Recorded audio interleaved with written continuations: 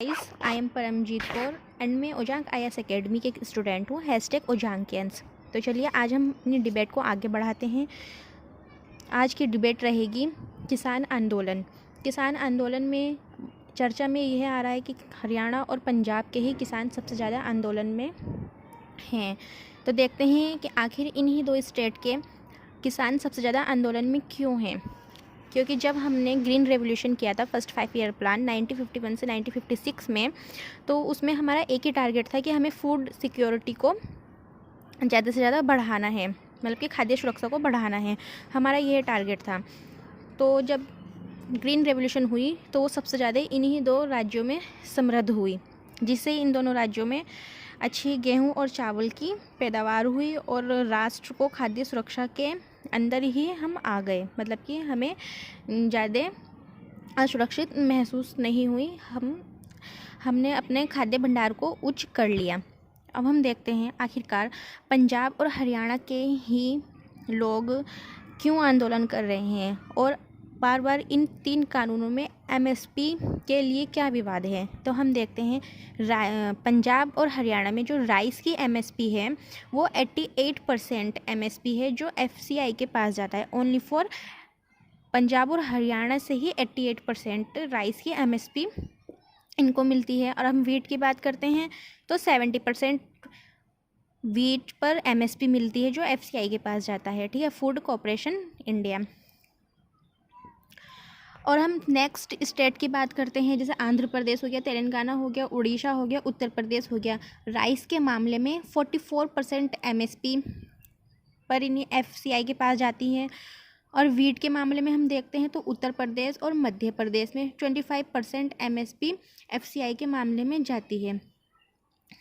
हम यहाँ कंपेयर कर सकते हैं कि जो राइस है वो हम इसमें कंपेयर कर सकते हैं कि यूपी, एमपी, आंध्र प्रदेश, तेलंगाना, उड़ीसा और उत्तर प्रदेश की टोटल एमएसपी राइस के लिए 44 हो रही है और वीट के लिए 25 हो रही है। वहीं पंजाब हरियाणा में राइस के लिए 88% हो रही है और वीट के लिए 70% एमएसपी हो रही है। इन आंकड़ों से हम ये देख सकते हैं कि पंजाब और हरियाणा की जो आर्थिकी है, जो उनकी इनकम है, वो एमएसपी पर ही टिकी हुई है। इसीलिए वे कह रहे हैं कि एमएसपी को संवैधानिक तौर पर लागू किया जाए। सरकार कह रही है कि आज तक एमएसपी संवैधानिक तौर पर लागू नहीं थी तो आज भी लागू नहीं होगी। वो एक नोटिफिकेशन के जरिए लागू होती थी, आज भी उसकी यही प्रक्रिया निरंतर लागू रहेगी। लेकिन किसानों को ये डर है कि तीनों बिल में एमएसपी का जिक्र नहीं हुआ है, इससे ये उनको खतरा लग रहा है कि एमएसपी जा सकती है। और अभी हमने आंकड़ों से देखा है कि किसान की जो आर्थिकी है वो एमएसपी पर ही टिकी हुई है, एमएसपी पर ही टिकी हुई है। तो इससे उनको ये खतरा लग रहा है। सरकार भी ये कह रही है कि हमने तीनों कानून में एमएसपी का जिक्र नहीं किया है, तो इससे एमएसपी को खतरा नहीं है। किसान का कहना है कि हमने कानूनों में एमएसपी का जिक्र सरकार ने नहीं किया है, इससे किसानों को लग रहा है कि उनके हित में एमएसपी का खतरा है। तो पूरी बात यह है कि जो पंजाब और हरियाणा की जो इकोनॉमी है वो पूरी तरह एमएसपी पर ही टिकी हुई है, सूत्रों के मुताबिक यही सामने आता है। अब हम इसका सॉल्यूशन देखते हैं क्या होता है। सरकार को अगर यह कानून लागू करने थे तो सरकार को धीरे धीरे फ्लो में एकदम से कोई भी परिवर्तन को एक्सेप्ट नहीं कर पाता है, उसको धीरे धीरे परिवर्तन के अनुरूप ढालना पड़ता है, जिससे उनको हैबिट भी हो जाती है। जैसे कि राइस के मामले में पंजाब हरियाणा से अगर हम 100% एमएसपी पर राइस खरीदते हैं तो सरकार को ये कानून लाने से पहले उन्हें ये करना चाहिए था कि चलो हम तुम्हारा 95% राइस को खरीदेंगे, चावल को खरीदेंगे और 5% हम नहीं खरीदेंगे। तो उससे क्या होगा, उन्हें ये बिल लाने से पहले हमें ये प्रक्रिया से गुजरना पड़ता। मेरा सुझाव तो यही है, जिससे किसानों को ज़्यादा ये भी नहीं लगता कि सरकार हमारे हितों को मार रही है। तो किसान क्या करते हैं, उनको एक तरह की आदत भी हो जाती कि एमएसपी हम 95% चावल हम सरकार को दे रहे हैं और 5% वो अपना जाकर मंडियों में या प्राइवेट मार्केट जो भी चर्चा में चल रहा है उन्हें जाकर बेचते। तो उससे क्या होता है, उनको ज़्यादा दबाव का महसूस नहीं होता। धीरे धीरे वे इस अनुकूलता में ढल जाते हैं और किसान फिर जब ये बिल पास होते तो उनको आंदोलन करने की मेरे ख्याल से इतनी ज़रूरत की महसूस नहीं होती। अब लेकिन इन तीनों कानून की बात हम कह दें, ये तीनों कानून भी रिफॉर्म के लिए इतना ही ज़रूरी है जितना 1991 में औद्योगिकरण ज़रूरी था।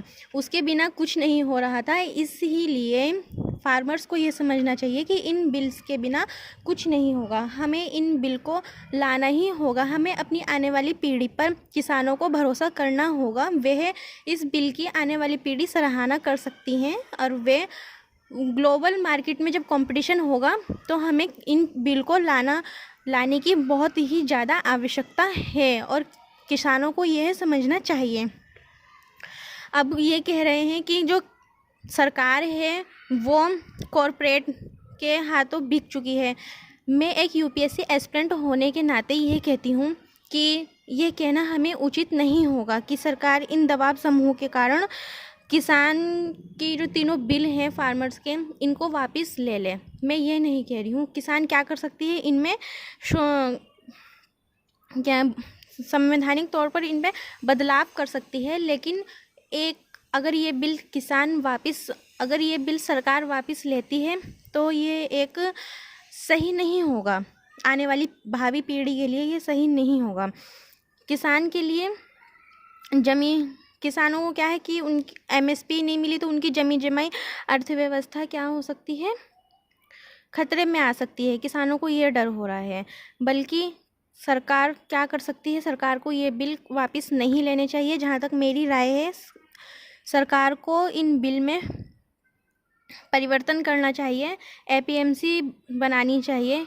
और इसमें क्या होना चाहिए, सरकार को एक सबसे बड़ा यह बदलाव लाना चाहिए बिल में कि उसमें कोर्ट का इंटरफेक्शन होना चाहिए। अगर कोर्ट रहेगी तो सरकार को भी किसानों को भी ये लगेगा कि अगर सरकार हमारी नहीं सुन रही तो एक न्यायपालिका है जो हमारी सुनेगी। अगर उनका कहीं अधिकार हनन हो रहा है तो उन्हें ये लगेगा कि न्यायपालिका है।